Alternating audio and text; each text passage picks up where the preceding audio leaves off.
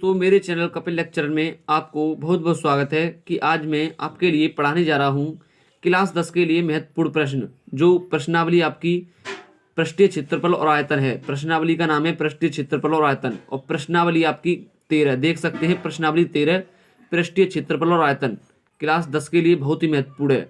मैं इन सभी सवालों को मैं आपको महत्वपूर्ण सवाल लेके आया हूँ, महत्वपूर्ण इम्पोर्टेंट प्रश्न लेके आया हूँ। उन प्रश्नों से आप किसी भी प्रश्न को अच्छी तरीके से कर सकते हैं। तो चलते हैं क्वेश्चन नंबर पहले पर दोस्तों।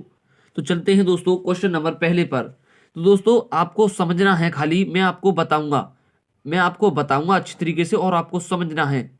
आप समझोगे तो अच्छी तरीके से आपके दिमाग में बिल्कुल अच्छी तरीके से आ जाएगा। मैं आपको एक एक शब्द समझाता हूँ दोस्तों। बेसिक से चलता हूँ मैं हर अभ्यास में। मेरे चैनल कपिल लेक्चरर पर क्लास 10 की मैथ की तैयारी कराता हूँ मैं, और अन्य विषयों की भी कराता हूँ क्लास 10 की। मेरे चैनल पर वीडियो जाकर के देख सकते हैं दोस्तों। चलते हैं क्वेश्चन नंबर पहला देख सकते हैं। एक शंकु के आधार की त्रिज्या, ठीक है। और प्रश्नावली मैंने आपको बता दी है, देख सकते हैं। पृष्ठीय क्षेत्रफल और आयतन, ये प्रश्नावली है। पृष्ठीय क्षेत्रफल और आयतन प्रश्नावली 13 है। तो देख सकते हैं दोस्तों। प्रश्न एक है, एक शंकु के आधार की त्रिज्या, तो त्रिज्या तो आप जानते ही होंगे। आधार की जो त्रिज्या है, त्रिज्या 3.5 सेमी है। त्रिज्या 3.5 सेमी है, ठीक है। तथा ऊंचाई 12 सेमी है। शंकु की तिर्यक ऊंचाई ज्ञात कीजिए। तो दोस्तों सबसे पहले बहुत अच्छी तरीके से चलेंगे। यहां लिखेंगे सबसे पहले हल, और उसके बाद में लिखेंगे दिया है। दोस्तों दिया है, हल लिख के लिखेंगे दिया है। तो क्या दिया है, इसने कहा है त्रिज्या 3.5 सेमी। तो त्रिज्या मैंने बताई थी, त्रिज्या किसे कहते हैं दोस्तों? त्रिज्या को आर को भी त्रिज्या कहते हैं, ठीक है। त्रिज्या क्या होती है? आर। तो यहां लिख देता हूं मैं त्रिज्या, यहां हम आर भी लिख सकते हैं त्रिज्या को। तो आर त्रिज्या 3.5 सेमी, तो 3.5 सेमी दी है इसने। उसके बाद में क्या है कि ऊंचाई दी है इसने 12। तो ऊंचाई क्या होती है? एच। यहां मैं हिंदी में भी लिख रहा हूं दोस्तों, ऊंचाई एच, ठीक है। तो ऊंचाई दी है इसने 12, तो 12 सेमी, ठीक है। 12 सेमी दी है तो 12 सेमी, ठीक है। उसके बाद में अब इसने कहा क्या किया है, तो देख सकते हैं। 12 सेमी दी है ऊंचाई, लिख ली हमने, ठीक है। इसने कहा है शंकु की तिर्यक ऊंचाई। तो शंकु की तिर्यक ऊंचाई, आपको सूत्र याद होना चाहिए, शंकु की तिर्यक ऊंचाई का सूत्र। तो दोस्तों सूत्र मैं आपको अच्छी तरीके से आपको अभी बताता हूं। जैसे देख सकते हैं आप, शंकु की तिर्यक ऊंचाई, शंकु की तिर्यक ऊंचाई बराबर दोस्तों सूत्र होता है, ये एल होती है दोस्तों। तिर्यक ऊंचाई होती है शंकु की, वो एल होती है, ठीक है। और मैं आपको दोस्तों सूत्र बताता हूं, ये एल बराबर होता है h² प्लस r², ठीक है। तो दोस्तों आप अच्छी तरीके से कर सकते हैं, मुझे मालूम है। तो दोस्तों अंडर रूट में ये क्या है दोस्तों? h² plus r²। तो h की जगह कितना है? h की जगह, तो h की जगह है हमारा 12। तो 12 का स्क्वायर चढ़ा देंगे, 12 का स्क्वायर, ठीक है। h का स्क्वायर है तो h की जगह है 12, तो 12 का स्क्वायर चढ़ा देंगे। अब लग रहा है प्लस, तो प्लस लगा देंगे दोस्तों। r है तो r की जगह कितना दिया है इसने? r की जगह 3.5, तो 3.5 का स्क्वायर चढ़ा देंगे, ठीक है दोस्तों। 3.5 का स्क्वायर चढ़ा देंगे। उसके बाद में अब इसको दोस्तों हल करेंगे। दोस्तों अंडर रूट है तो अंडर रूट लगे रहेंगे। 12 का 12 में गुणा करेंगे, कितना हो गया दोस्तों? 144 दोस्तों। तो 144 हो गया, प्लस अब 3.5 का 3.5 में करेंगे तो दोस्तों कितना आएगा? 12.25 दोस्तों, ठीक है। आप गुणा करके देख सकते हैं, इतना टाइम नहीं है मेरे पास दोस्तों, आप गुणा करके देख सकते हैं। मैं आपको बता दिया है 12 का 12 में जब गुणा करेंगे तो 144 आएगा, प्लस जब 3.5 का गुणा 3.5 में करेंगे तो 12.25 आएगा दोस्तों, ठीक है। इसके बाद में इनको जोड़ते हैं। अब जोड़ेंगे तो कितना आएगा दोस्तों? ये आ जाएगा 144, और 12 जोड़ दो उसमें 144 में, तो कितना आ जाएगा दोस्तों? 156.25, ठीक है। जोड़ के देख सकते हैं, आप गुणा भी करके देख सकते हैं। तो दोस्तों 156.25 का जो वर्ग होता है वो कितने का वर्ग होता है? तो 12.5। तो जो 12.5 का जो वर्ग होता है वो होता है 156.25। ठीक है, तो इसमें से कितना निकले आया? 12.5। 156.25 में से अंडर रूट में से निकले आया 12.5। जैसे 9 है अंडर रूट में, समझाता हूं आपके लिए। 9 है अंडर रूट में, तो कितना निकले आएगा दोस्तों? 3 निकले आएगा। 3 निकले आएगा, नहीं 9 का 3 निकले आएगा। ऐसे ही 156.25 का 12.25 निकले आया। तो यही दोस्तों आंसर है। आपके बहुत अच्छा समझ में आया होगा दोस्तों। ये आपका बहुत ही महत्वपूर्ण प्रश्न है। ठीक है, ये कई बार यूपी बोर्ड परीक्षा में और बोर्ड परीक्षा, कोई सी बोर्ड परीक्षा में पूछा गया है। ठीक है दोस्तों, अब चलते हैं क्वेश्चन नंबर दूसरे पर। तो दोस्तों देख सकते हैं दूसरा क्वेश्चन आपका, ये भी बहुत ज्यादा वेरी वेरी इंपॉर्टेंट है। एक धातु के घनाभ की विमाएं 100 सेमी गुणा 80 सेमी गुणा 64 सेमी है, इसे एक घन बनाया गया है, घन का पृष्ठीय क्षेत्रफल ज्ञात कीजिए। तो इसने घन का पृष्ठीय क्षेत्रफल पूछा है। सबसे पहले दोस्तों मैंने बताया था आपके लिए, सबसे पहले लिखते हैं हल, उसके बाद में लिखेंगे दिया है। दिया है उसके बाद में जब क्या दिया है इसने, जब घनाभ की जो विमा है, घनाभ की विमा, घनाभ की विमाएं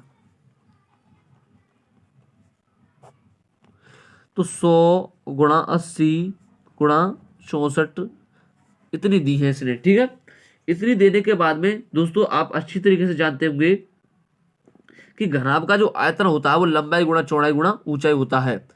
घनाभ का आयतन दोस्तों ये तो जानते होंगे बराबर, ये 100 होगी लंबाई गुणा चौड़ाई गुणा ऊंचाई, ये होता है दोस्तों घनाभ का जो आयतन होता है। ठीक है, और घन का आयतन दोस्तों कितना होता है? जब घनाभ का आयतन है दोस्तों क्या लिखेंगे?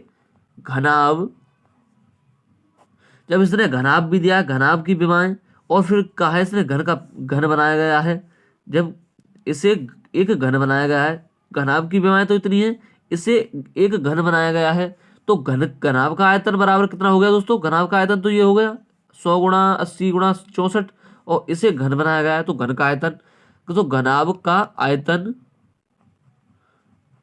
बराबर घन का आयतन, घन का आयतन। अच्छी तरीके से पढ़ेंगे दोस्तों, बिल्कुल ठीक है। तो घनाभ का आयतन तो दोस्तों आपको पता है, बताया था मैंने 100 गुणा 80, ये तो दिया है इसने 64 बराबर। अब घन का आयतन कितना होता है दोस्तों? घन का आयतन दोस्तों देख सकते हैं ए की क्यू। ठीक है दोस्तों, ए की क्यू होता है। तो दोस्तों इनका गुणा करेंगे हम, तो दोस्तों हमारे पास कितना आएगा?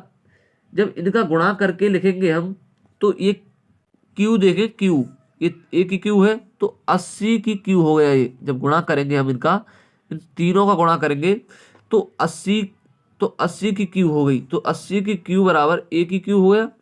अब क्यू से क्यू कट गया दोस्तों, तो ए बराबर कितना बचा दोस्तों? 80। ये बराबर दोस्तों 80 बचा। ठीक है, ये जैसे हम 100 का गुणा 80 में करेंगे और 80 का गुणा करेंगे 64 में, जब हमने इतना जितना आंसर आएगा हमारा वो 80 की क्यू के बराबर होगा। 80 का गुणा हम 80 में, 80 का हम जैसे 80 गुणा 80 गुणा 80 3 बार है, यही मैंने 80 का क्यू लिखा है। 80 का 3 चढ़ा दिया ऊपर, और 80 को हम 3 बार लिखेंगे, 80 गुणा 80 80 गुणा 80। ठीक है, 80 गुणा 80 और गुणा 80, ये 3 बार लिख दिया मैंने 80।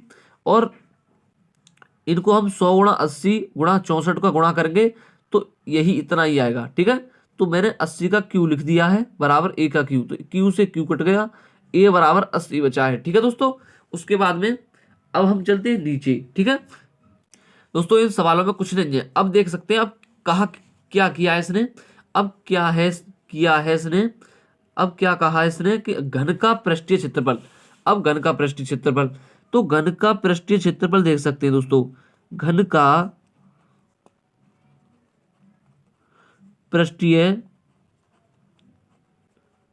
क्षेत्रफल, तो घन का पृष्ठीय क्षेत्रफल दोस्तों कितना होता है?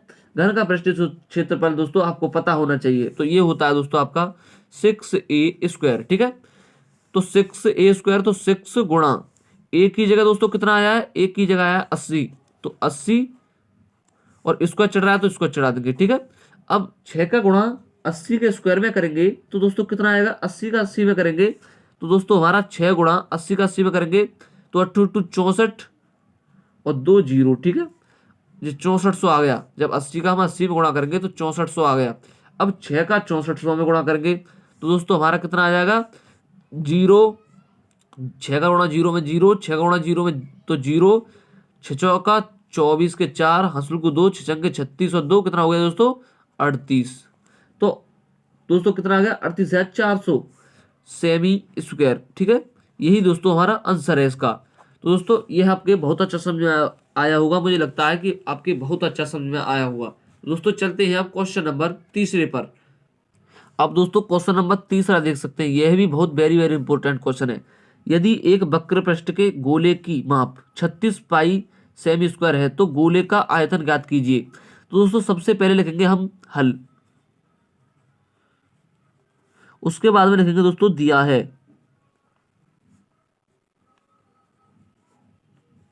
दिया है। उसके लिखेंगे गोले का वक्र पृष्ठ। तो गोले का वक्र पृष्ठ दोस्तों कितना होता है, यहां पे लिखेंगे गोले का वक्र पृष्ठ, गोले का वक्र पृष्ठ। तो गोले का वक्र पृष्ठ की माप दी है इसने बराबर 36 पाई,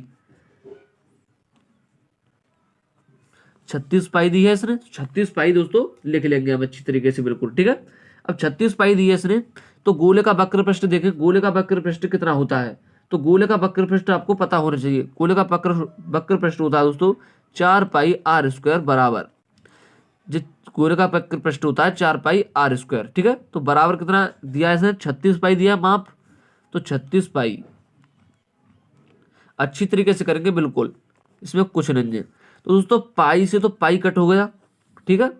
अब कितना बचा दोस्तों, 4 आर स्क्वायर बराबर दोस्तों कितना बचा, 36, ठीक है। इतना ही बचा ना, पाई से तो पाई कट हो गया, तो आर स्क्वायर निकालेंगे तो आर स्क्वायर बराबर 36 है दोस्तों। आर स्क्वायर बराबर निकालेंगे तो 36 ऊपर ऊपर पहुंच जाएगा और ये 4 बट्टे में पहुंच जाएगा, 4 नीम 36, 9 बार गया दोस्तों। तो दोस्तों कितना आ गया, आर बराबर आर स्क्वायर बराबर 9।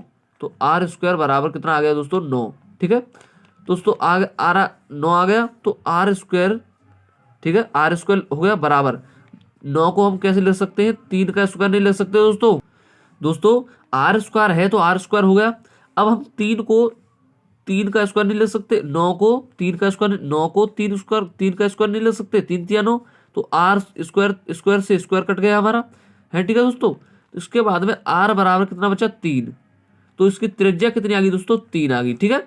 जब 3 आ गई तो इसने क्या कहा है, अभी तो हमारा कितना आया है, अभी तो गोले की त्रिज्या का माप निकला है अभी। अब कह रहा है गोले का आयतन ज्ञात कीजिए। गोले का आयतन देख सकते हैं, गोले का आयतन ज्ञात कीजिए। तो गोले का आयतन, तो इसमें गोले का आयतन में भी कुछ नहीं है, तो गोले का आयतन बहुत अच्छी तरीके से याद हो जाएगा। तो गोले का आयतन, गोले का आयतन, ठीक है, अच्छी तरीके से याद कर लेंगे और गोले का आयतन आपको याद होना चाहिए। तो गोले का आयतन दोस्तों होता है आपका, गोले का आयतन तो हर किसी को याद होना चाहिए, जो क्योंकि ये आपका महत्वपूर्ण प्रश्न होता है। 4/3 पाई आर की क्यू, 4/3 पाई आर की क्यू दे सकते हैं, ठीक है। अब जब 4/3 हम यहाँ लिखेंगे दोस्तों, और पाई की जगह होता है दोस्तों 22/7 इंटू आर की क्यू। तो आर की जगह कितना है दोस्तों, 3, तो 3 चढ़ रहा है तो 3 बार लिखेंगे, 3 गुणे 3 गुणा 3, ठीक है। अब 3 से ये 3 कट गया, ठीक है दोस्तों। ये कितना हो गया, 3 से 3 कट गया, तो दोस्तों ये हो गया 4, ये 3 दिया 4, 4 का इसमें 22 में दे देंगे, तो 4 दूनी 8 और 4 दूनी 8, तो दोस्तों कितना हो गया 88। 22 का 4 में दे दो तो 88 हो गया बट्टे 7। अब 3 का 3 में 3 दिया 9 हो गया दोस्तों, 3 दिया 9 हो गया।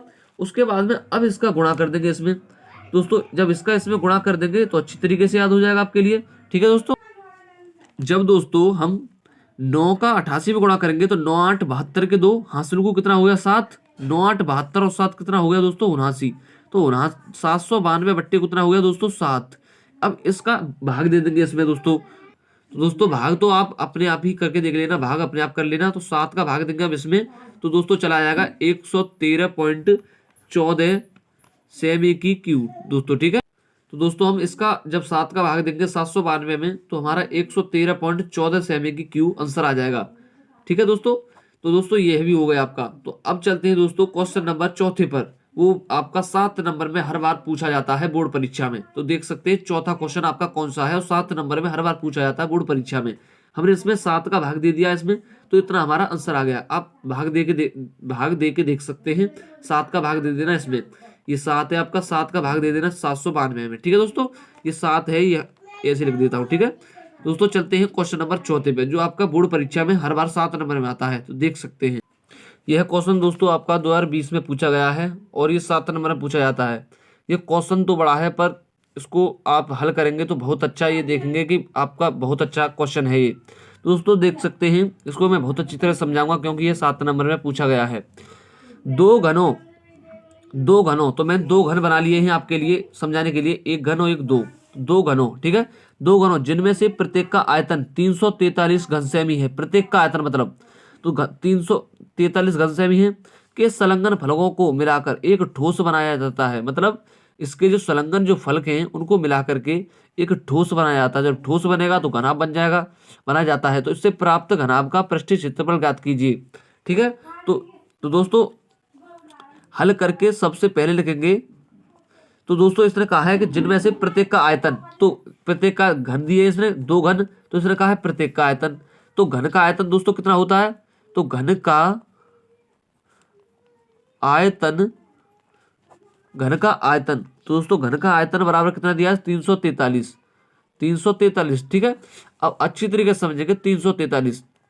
दोस्तों घन का आयतन होता है भुजा की क्यू, आपको मालूम है भुजा की क्यू बराबर, और 343 को हम 7 की क्यू नहीं लिख सकते, 7 की क्यू लिख सकते हैं, क्योंकि 7 का हम 3 बार गुणा करके 7 एक 7 7 49 49 सत्ते, जैसे भुजा को एक ही क्यू लिख सकते हैं। एक ही क्यू बराबर 7 गुणा 7।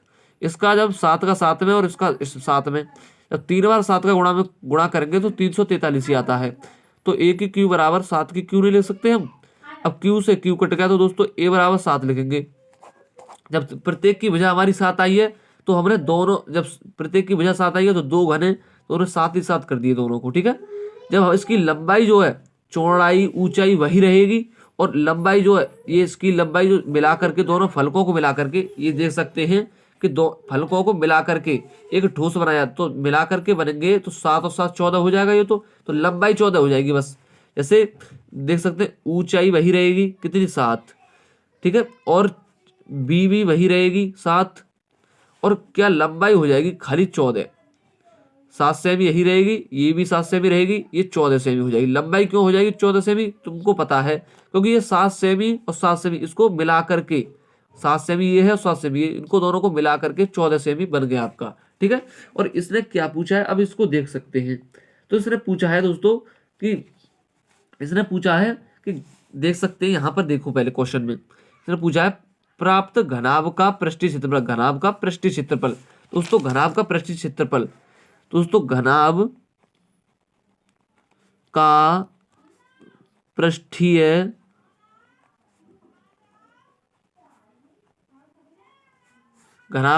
क्षेत्रफल, तो घनाभ का पृष्ठीय क्षेत्रफल देख सकते हैं कितना होता है दोस्तों।